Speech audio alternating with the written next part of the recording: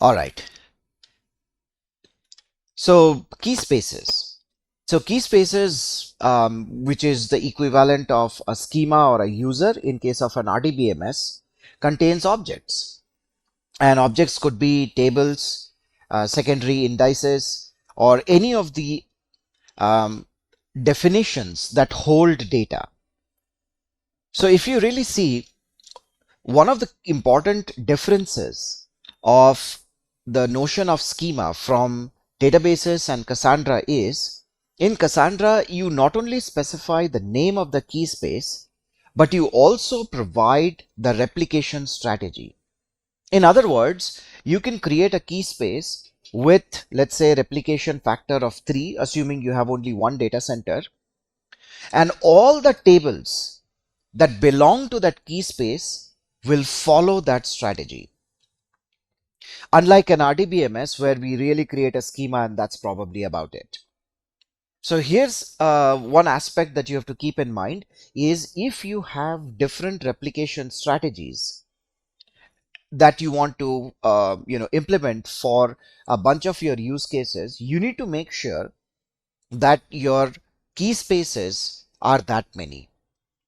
Right, so we can't have a global key space and we can't have replication factor defined at the table level. That's not possible in Cassandra.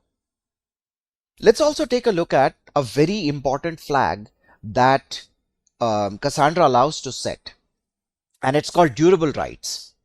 So what basically happens is, and we will talk about this at a later point in time in read path and write path, but just think of it like this. You do have the ability to short circuit the write path, whereby Cassandra writes only in memory and responds back with a success.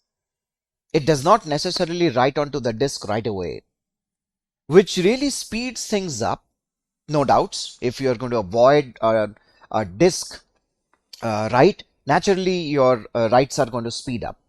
But the risks of losing data obviously increases. So just keep this in mind. When you're talking about key space, there are two things that you get to specify.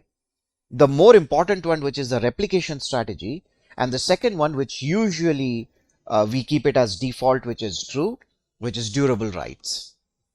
Now let's take a look at some of the other nomenclature that Cassandra offers. In the early days, Cassandra table used to be called as a column family. This was long time back, when Cassandra used to have thrift protocol. At that particular point in time, the tables were called as column family. But ever since CQL came along, the column family nomenclature has been renamed to tables. So syntactically, in Cassandra, you would create a table, not really a column family. Although even today, tables can be called as column family, and that is totally okay.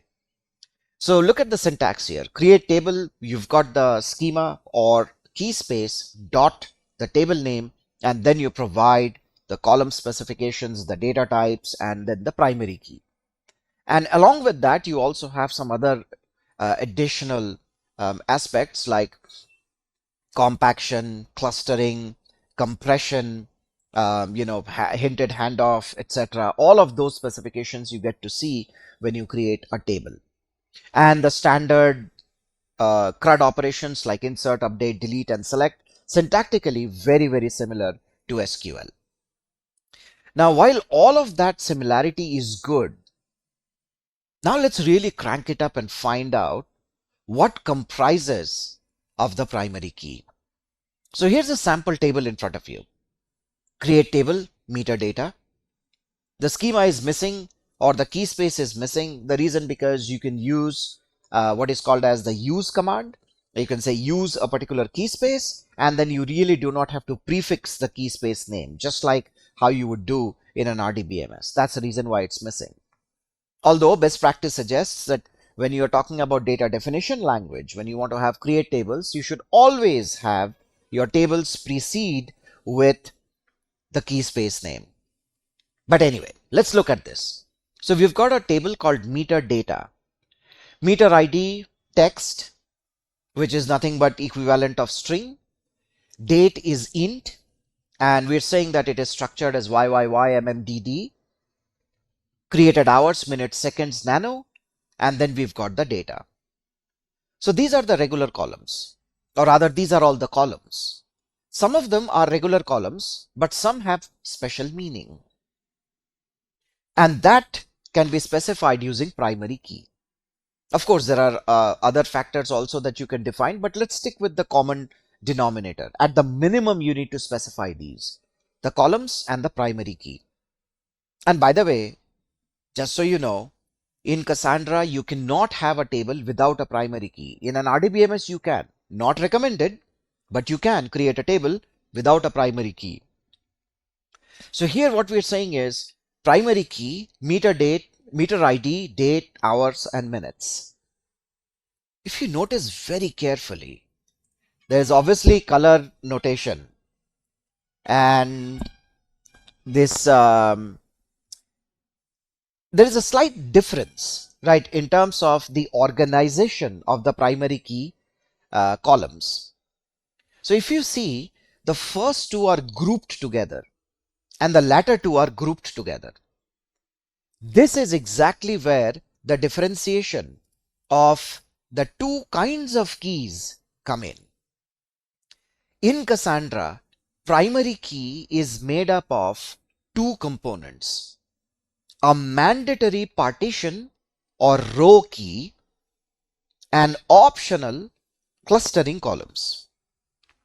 Now, when we are talking about mandatory partition or row key, when we looked at the partitioning process, it is these columns that undergo the hashing to identify which node the data needs to go. Or let's just put it this way, if replication factor is greater than 1, which nodes the data needs to go. Now, if you inspect this particular table very closely, you will notice it is impossible to identify a record uniquely with just the partition or the row key. And why is that? Imagine if this smart meter was transmitting data every 15 minutes. Or why don't we make it simpler? Every hour. So we've got 24 hours in a day. So the meter ID and the date, these two columns will have exactly the same data for 24 hours. It's impossible to identify a unique record. So obviously you need help from the other columns. Those other columns that in conjunction with the partition key help you uniquely identify a record are called clustering columns. So therefore, the partition key and the clustering columns put together becomes unique. And that is one of the primary criteria of the primary key. You can't have primary key, right, which is not unique. Makes sense, right? So let's take a look at let's take a look at an example. Right. And let's also understand what does this really mean from the overall velocity perspective.